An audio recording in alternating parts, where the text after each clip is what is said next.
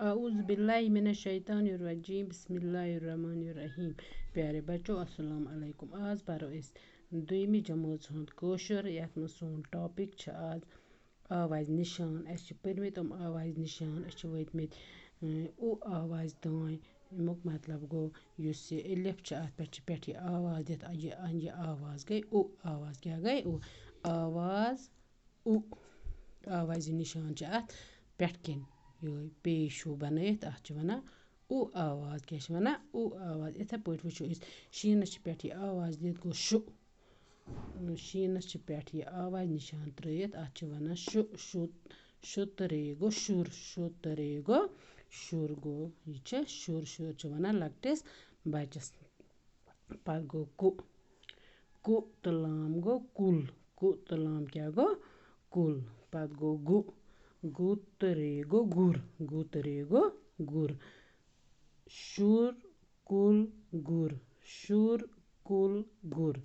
बच्चों तुम थो नजर बह कित कन पर ये क्या आवाज ये उ आवाज। क्या ये उ आवाज।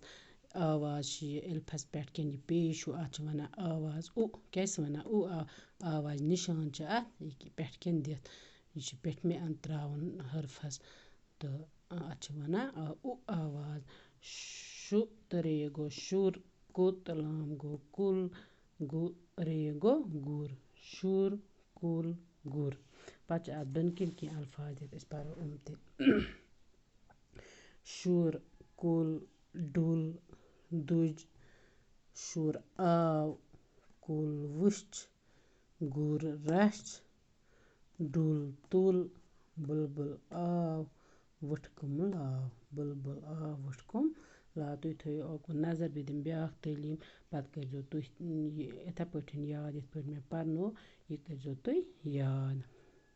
शुर कुल गुर। शुर कुल डुल दुज।